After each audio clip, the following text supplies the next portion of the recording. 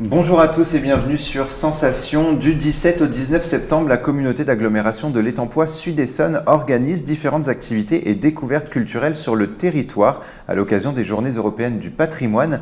Et pour en parler avec nous, je reçois aujourd'hui Aurore Dalérac-Marchetti, responsable du département musée et patrimoine de la CESE. Bonjour. Bonjour. Alors chaque année, la CESE organise à l'occasion des Journées européennes du patrimoine des découvertes et visites sur le territoire. Quels sont les objectifs de ces journées ? Alors l'objectif de ces journées, c'est de faire découvrir aux habitants du territoire, mais également aux touristes, de faire découvrir vraiment le patrimoine au sens large, que ce soit le patrimoine naturel, paysager, le cadre de vie, et aussi de le faire découvrir de manière classique et insolite. Et pourquoi c'est important de répondre présent chaque année pour ces journées ? Alors c'est important parce que ça donne une visibilité à l'échelle nationale. C'est un événement qui est piloté par le ministère de la Culture. Donc à l'échelle nationale, il a une grande retransmission dans les médias, communication. Et puis c'est important à l'échelle du territoire de montrer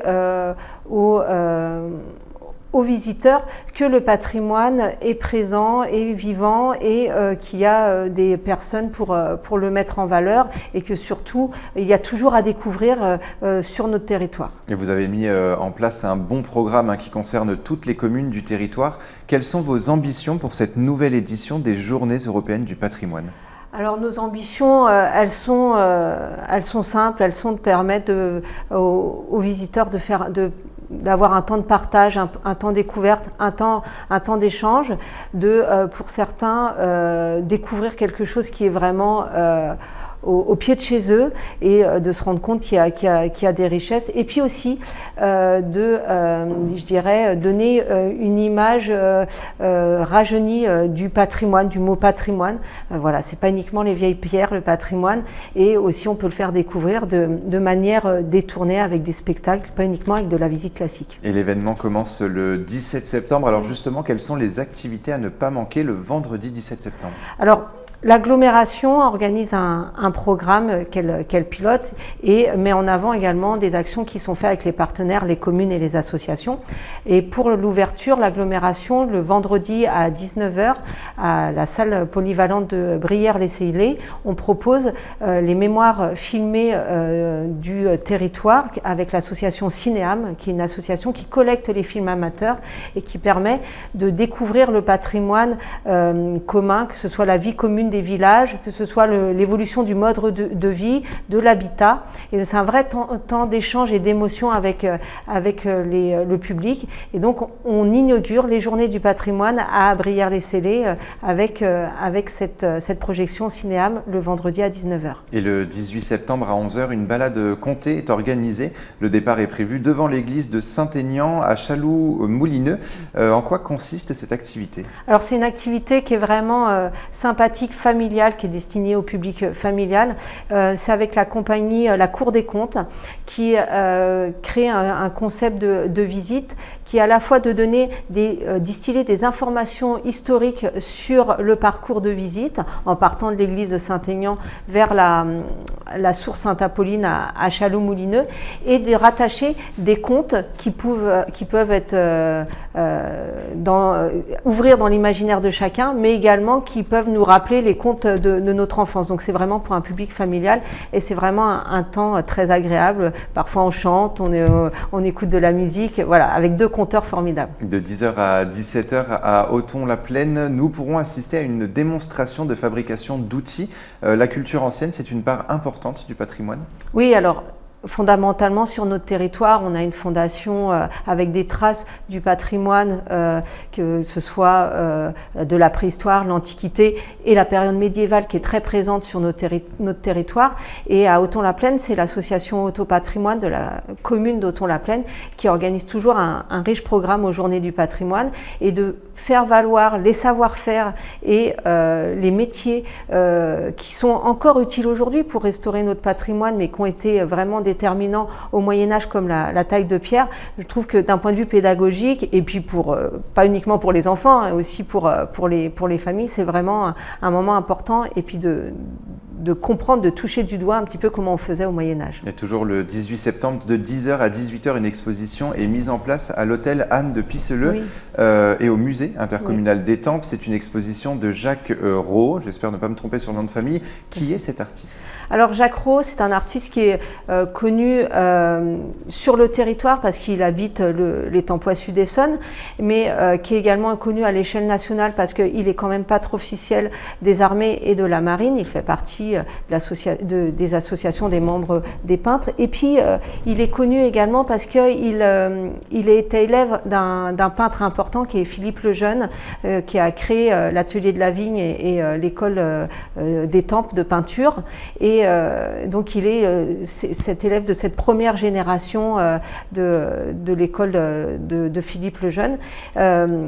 Et Jacques Rau est un peintre qui est vraiment passionnant parce que de par ses plusieurs vies, j'ai envie de dire, il travaille le portrait, il est peintre officiel, donc comme je disais, de la marine et des armées, donc il peint sur les navires, il peint sur le Charles de Gaulle, il peint des paysages partout dans le monde entier. Il a aussi un lien avec les collections du musée parce qu'il va peindre des œuvres, notamment de Marrakech, et qui vont avoir un vrai regard avec les collections de Narcisse Bercherge dans les collections du musée, le portrait également dans les collections du musée. Ben voilà, il a une palette vraiment assez large dans les thèmes, et puis il peint le territoire. Et il habitait il habitait dans un hameau de Roinvilliers et à côté de Chalosamar, et voilà, il est aussi du territoire, donc voilà, il y a un vrai lien. Un artiste à découvrir. Exactement, à découvrir. Et toujours à Étampes, la CESE propose un bain sonore dans le jardin de la bibliothèque. Alors en quoi ça consiste? Alors le bain sonore, c'est avec la compagnie Sabdac, c'est une compagnie avec laquelle on adore travailler. Ce sera donc le samedi 18 septembre à 16h30 dans les jardins, si les conditions météo le permettent, de la bibliothèque.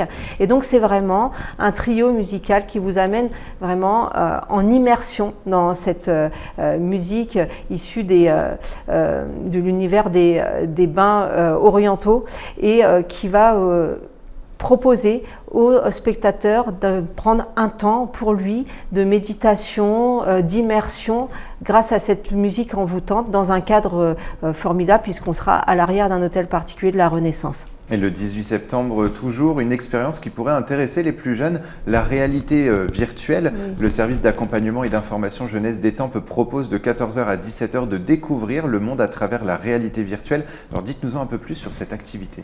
Alors c'est effectivement le SIGE qui propose ça de la ville d'Étampes.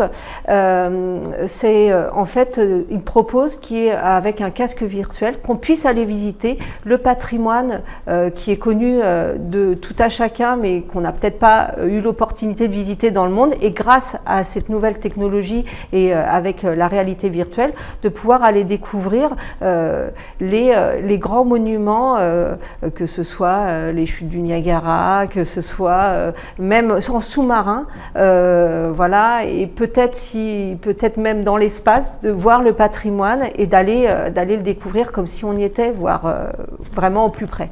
Et pour organiser les différents événements, vous avez travaillé avec les associations du territoire. Après une période marquée par la crise sanitaire, est-ce qu'on peut dire que vous vouliez faire les choses en grand?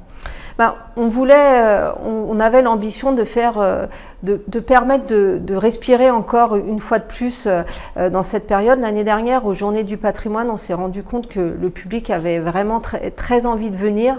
On a la chance d'avoir normalement une période en septembre où le climat est plutôt clément, et donc vraiment on voulait permettre au public de pouvoir avoir une diversité de propositions pour ces journées du patrimoine. Et bien sûr, la communauté d'agglomération met en place un programme qu'elle organise de toutes parts, mais elle est là aussi pour mettre en avant les actions que chaque commune peut mener, et chaque association avec lesquelles on travaille, et sans lequel le programme ne serait pas aussi fourni. Et alors pour ce qui est des mesures sanitaires, il faudrait se tourner justement vers vous? Oui, alors il ne faut pas hésiter à se renseigner auprès de l'Office de tourisme d'Étampes. On va mettre en place un système de réservation principalement sur les visites et puis les mesures évoluant, on aura le pass sanitaire sur certaines manifestations. Il ne faut pas hésiter à venir nous contacter. Et les événements et découvertes prévus le dimanche 19 septembre sont à découvrir dans une prochaine émission. Merci beaucoup Aurore Dalérac-Marchetti d'avoir été avec nous sur Sensation. Et pour revoir ou réécouter cette émission, rendez-vous sur notre site et application Radio Sensation.